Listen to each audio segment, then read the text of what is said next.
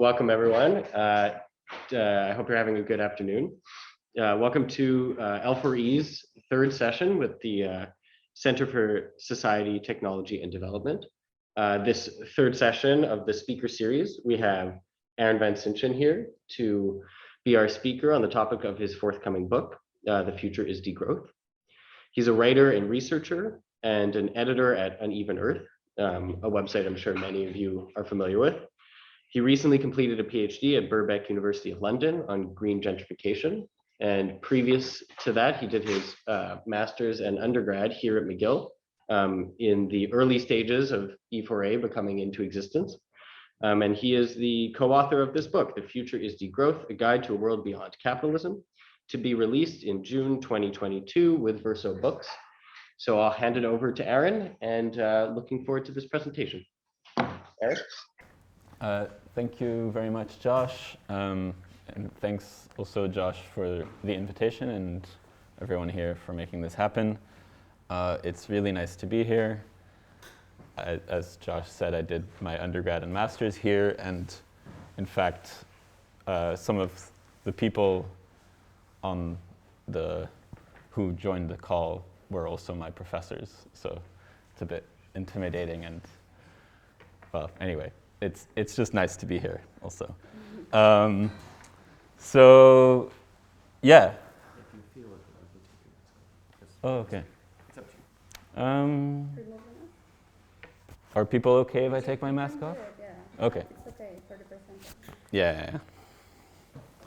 Okay, great. It's also the first time I've done a presentation in person in the last 2 years. So.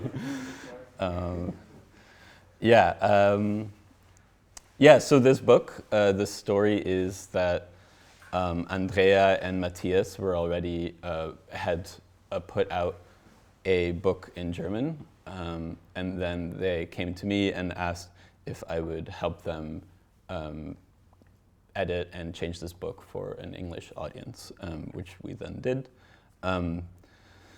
When we started the book, you can do the next slide. We kind of tried to develop a definition of what degrowth is. This was in, I think, December 2019, when we kind of started working on the book.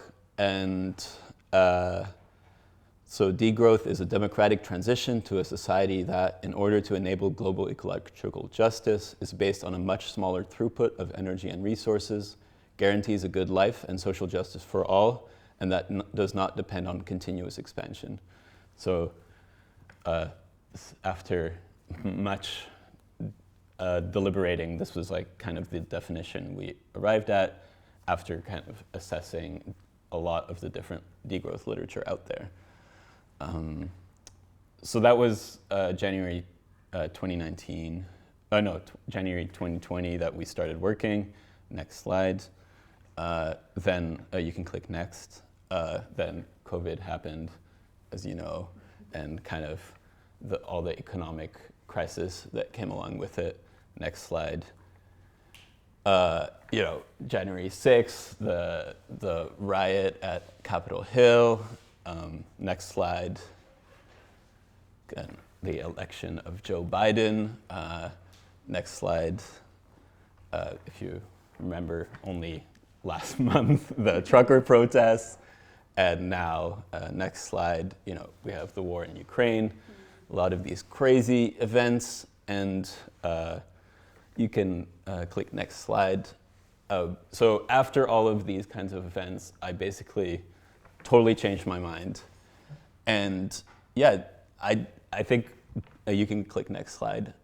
We need green growth. We need to rapidly expand lithium mining, nuclear energy, geoengineering, carbon capture. People don't want degrowth. People want growth. And it's not going to be possible. Sorry.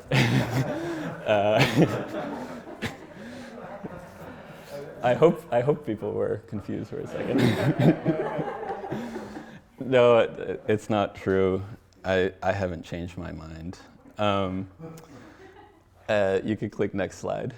Yeah, so in the book, we say that degrowth is desirable, viable, and achievable. And the book is roughly structured towards this.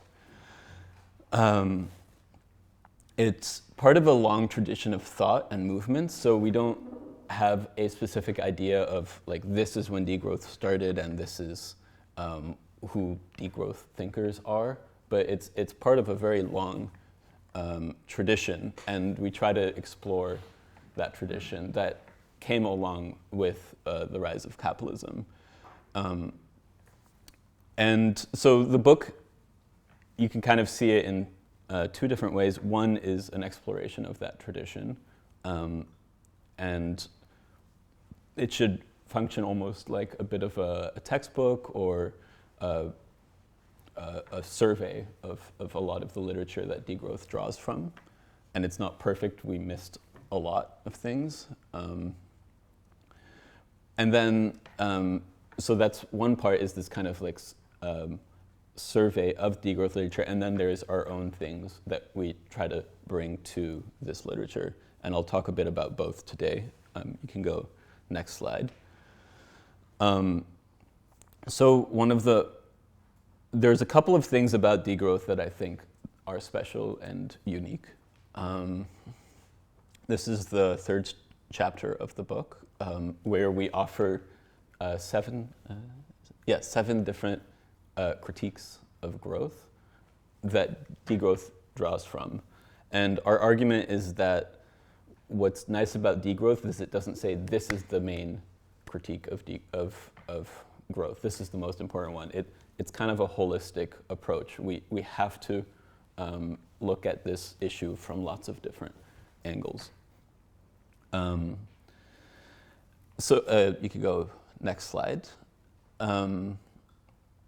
Degrowth, I think a unique thing that degrowth contributes is that it is a movement that tries to politicize social metabolism. So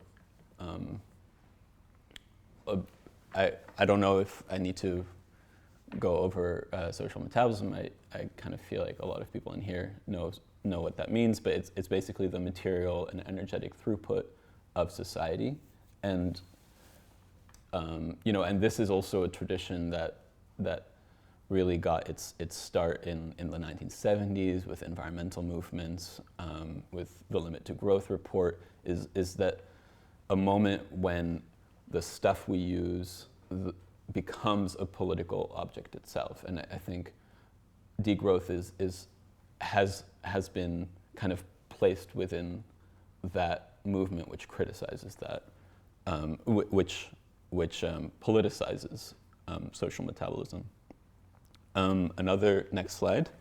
Another thing that I think degrowth does is, no, this is good. So something I like about degrowth and that we talk about in the book is this kind of focus on a ground-up approach. And then at the same time, it pairs it with these bottom-up, top-down, supposedly policies that might make degrowth possible. But so in the book, we talk about kind of the strategy for degrowth, and the important thing about this strategy is that it has to happen on multiple levels. And a lot of people, when they talk about we need environmental change, or we need to work towards an economy that works for everybody, they talk about the policies that can get us there. And then they miss the kind of like the movements that could make it happen. And something happens also vice versa, where people focus on, no, these are the movements that should make it happen, but there's kind of a gap of like, what role do the policies have in that? So I think that degrowth conversations, degrowth arguments have often been able to kind of balance these two things and think about them together. So nowtopias are, you can go to the next slide. They're utopian alternatives that already exist in the here and now. And you can think of this as kind of, I think the word utopian is important here because basically without having an example of how we could do things otherwise, people aren't going to be able to want something else. Or people won't be able to imagine what that something else would look like, or if you haven't had an experience of a different way of doing things, it might be hard to have a drive for change, so or a desire for change. So nowtopias are really kind of like embedded in people's daily lives, and they allow for a kind of a different way of going about things. And people often come up with these nowtopias as a response to issues in their own lives. You know, like they're tired of being tied to an energy grid, and then they decide to form an energy cooperative with their neighbors, or they don't trust the food that they get in the supermarket, so they go to a local farmer and develop community-supported agriculture to try to circumvent that. And the thing with nowtopias is that, you know, it's lots of people all around the world experimenting with different ways of doing things, but not everyone can participate in them. So part of degrowth would be this kind of, what do you call it? A positive reinforcement where people experiment, and then there's some kind of support for those experiments. And as that support happens, those experiments are able to grow, and much more people can participate in them. So getting to those policies, you can click the next slide. So this idea of non-reformist reforms, it's a concept from André Gortz, a French philosopher, and he uses this concept to talk about kind of like policy changes that might seem, you know, just a reform, but actually make things a lot. They speed up certain contradictions. So if people get basic income, for example, then they'll have a lot more leisure time. They start reflecting on, you know, what it is they want out of their life, and start trying to wanting a different economic system altogether. So it's these reforms that aren't really reformist. So, next slide. Oh wait, was there a slide in there missing? Oh, never mind. Okay. Yes, no, this is, yeah, next one. So in the book, we basically kind of categorize a lot of these non-reformist reforms in different types, and we go through a lot of them. And I don't really want to go through all of them here. You can click next slide. So we could talk about a few that I think are interesting. Reduction of working hours. So if we, let's say, have a work week that's 20 hours a week, or 4 days a week instead of 35 to 40, gives people time to, you know, take care of their kids, cook for themselves, take care of loved ones, the elderly, and it gives people space to develop the things that they want to achieve in life. So this kind of like shortening the work week is kind of seen as a really crucial goal for degrowth, because it's something that allows people to develop a different relationship with work. And also it allows like kinds of work that are valued or not valued to have more space, like care work. now it's always important with these kinds of policies. This is something that a lot of the degrowth literature talks about, is that like, even just focusing on 3 small policies that I'm doing right now, it doesn't really make sense, because if you do one thing, that might lead to another thing happening. So you have to counterbalance that. So degrowth is often about a holistic political approach rather than this one policy is going to be our focus right now. And we could talk about kind of the political strategy of that. So another one is universal basic services. A lot of people have probably heard of universal basic income, where everyone gets a certain amount of money to support themselves. But universal basic services is kind of like the lesser known, but maybe a bit more radical sibling of that, which is about services that are necessary for life that people are given so that they no longer have to participate in the market economy, and for many parts of their lives. And so what this does is so for example, housing, food, water, electricity, a lot of these things can become cooperatized, and so it kind of feeds into also this idea of remunicipalization, which is where municipalities would take over certain services as cooperatives, and people can participate in the running of the services that they use. And certain cities are already doing that around the world. So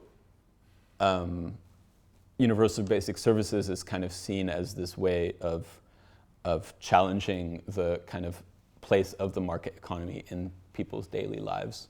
And it doesn't have to only be limited to the basic stuff.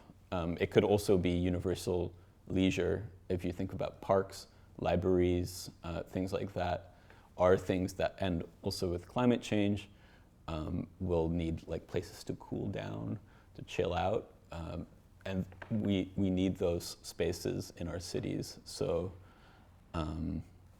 that's kind of part of that vision.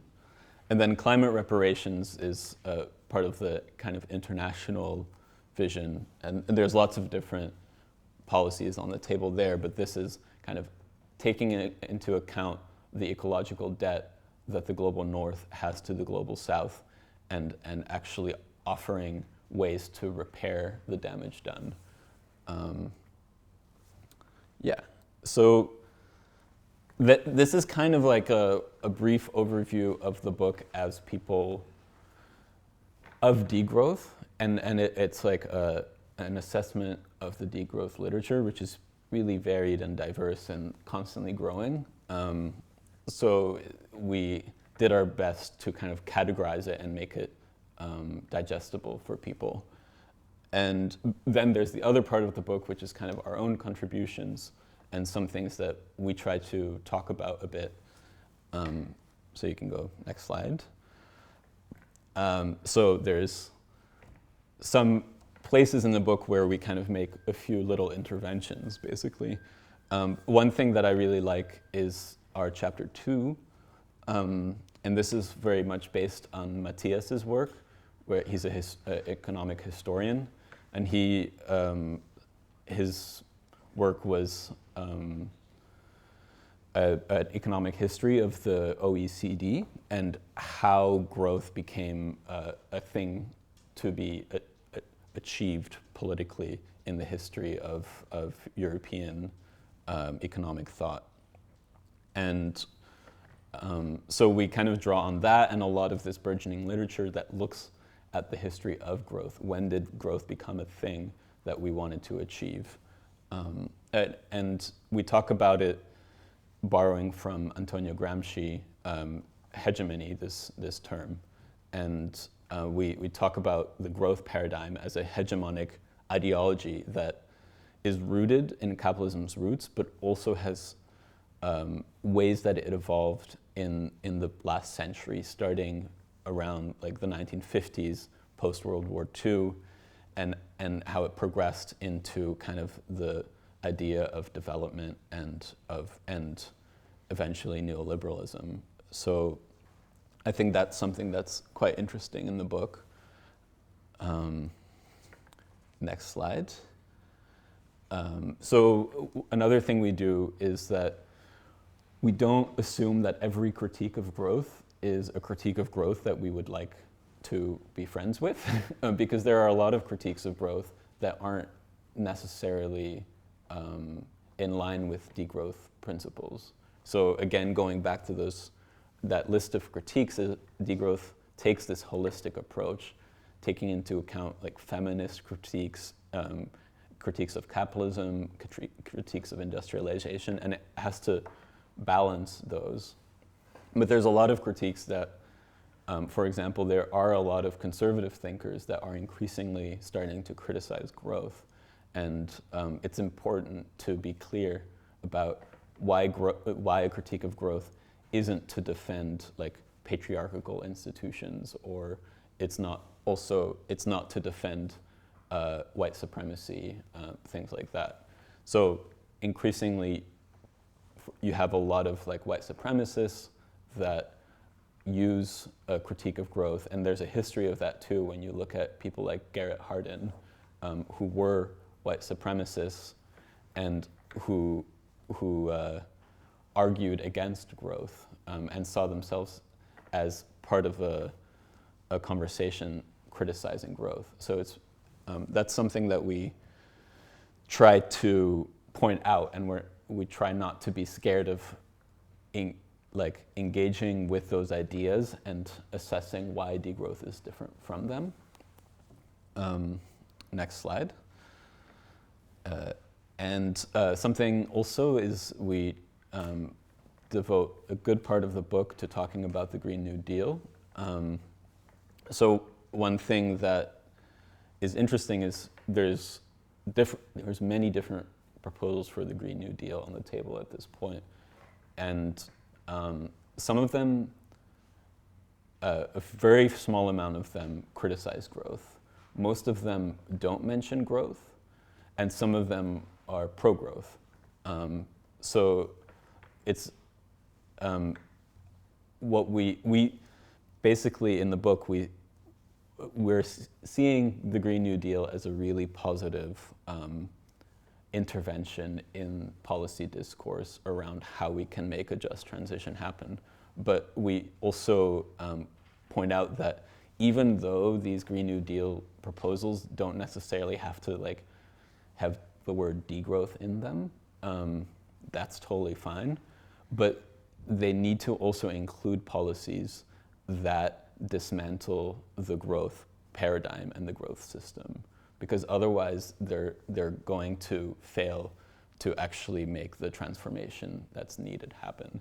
But at the same time, it's to be celebrated that we're even talking about these kinds of things.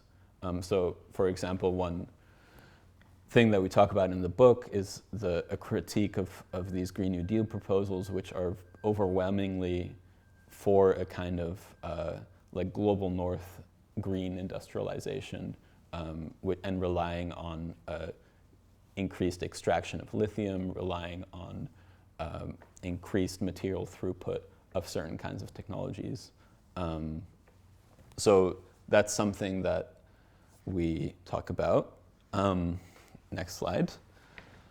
And also because we wrote the book during the COVID-19 pandemic, we tried to use what was happening as kind of a way to talk about what degrowth could mean and why some people might resist degrowth, but that also something like a global pandemic actually helps us see the need for degrowth and has made a lot of people more amenable to it.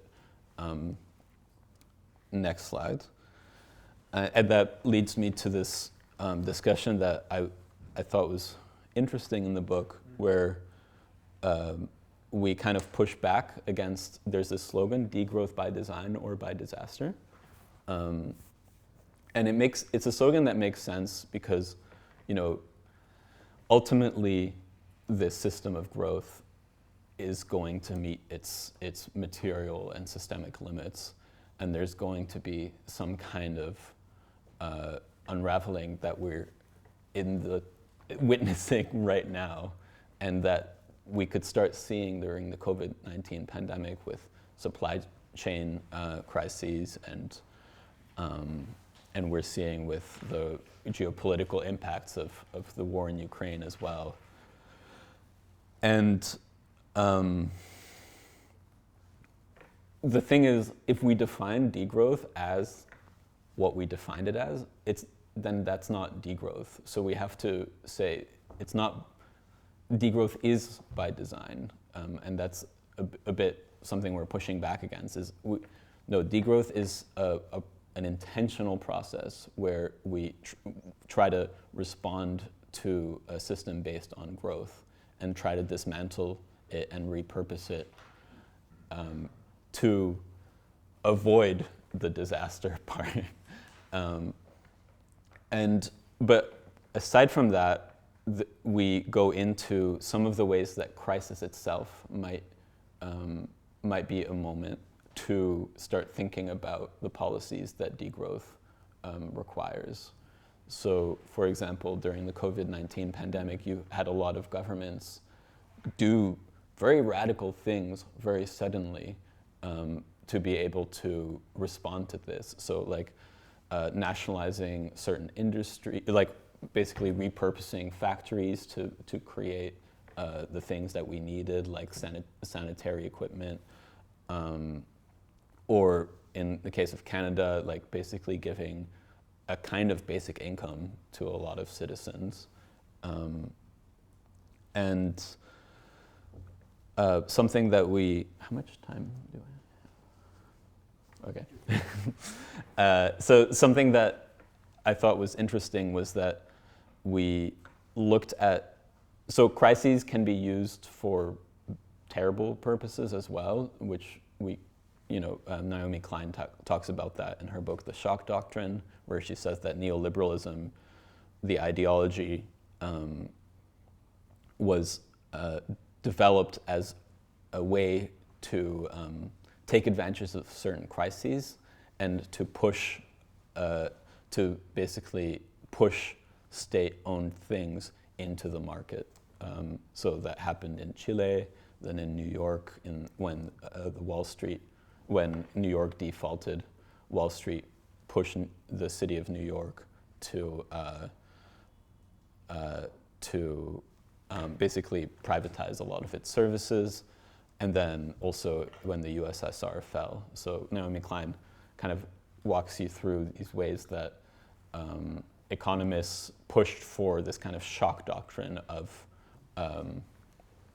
neoliberalism, and so. But then, if crises are moments of opening, is there space for crises to make space for something like degrowth? One thing that we talk about, for example, is in moments of crisis, people are often, like nowtopias actually often have a really important place in moments of crisis. So, for example, a local community center, when a hurricane hits, people go there, and that's where the distribution efforts happen. And if that community center is oriented around democratic principles, it can actually structure the way people think when they're rebuilding. So one example we mention in the book is when Hurricane Maria happened and hit Puerto Rico, the whole island was devastated, and there was this one community center, Casa Pueblo, in the city of Adjuntas, and it's kind of like a radio, multi-purpose, democratically run community center, and about 10 years ago, they decided to install solar panels on their rooftop. So when the hurricane hit, they were the only lights on in the whole city. And that's where people went when they needed their phone recharged. That's where people went when their medical equipment was failing. So And then Casa Pueblo actually became a model for the rebuilding effort, where now all around the island people are doing decentralized solar panels on certain like necessary services, on community centers, and a bunch of different initiatives were started because of that.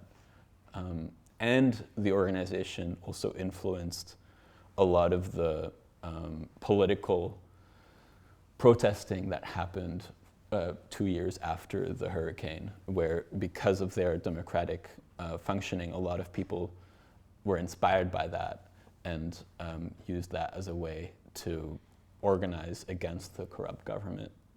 So it's just an example of how now utopias can have this like trigger effect in moments of crisis. At the same time, you also have the role of non-reformist reforms in moments of crisis. They can help people see that you can actually structure an economy or social services very differently. So, for example, basic income in Canada during COVID-19.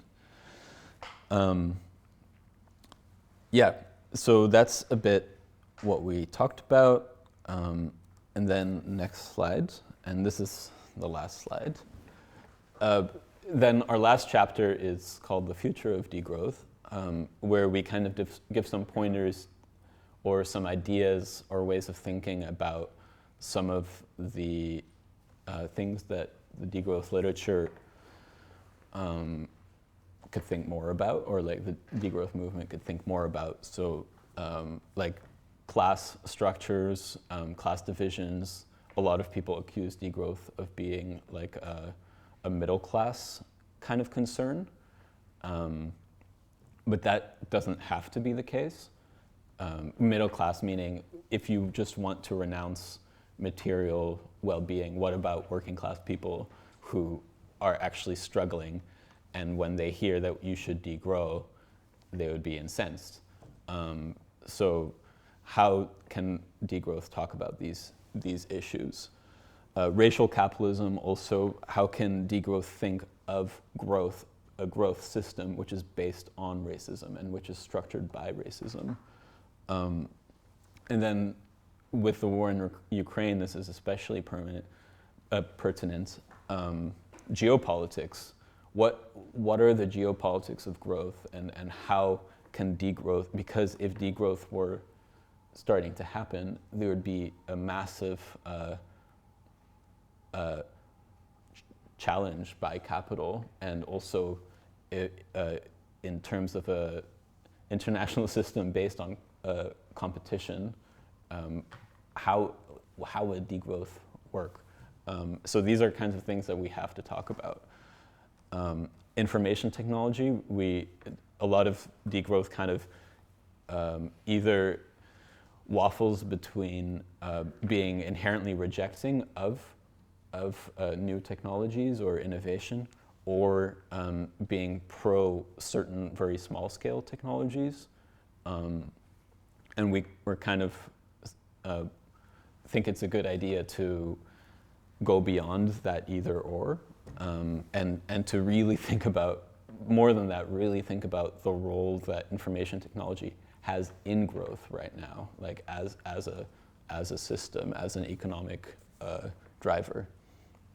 And democratic planning is another thing that we talk about that would be really interesting to explore more, is this question of, well, if degrowth requires a transition, how will you plan that transition? And in fact, there's a lot of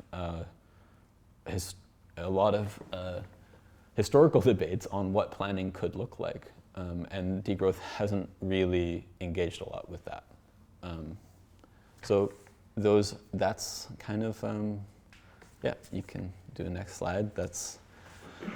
I tried not to, because I was informed, and I have a feeling that a lot of people are somewhat familiar with degrowth in here. So I tried to give you like some things that might be interesting from like an already relatively expert audience. So I hope that was helpful. Yeah. Thank you.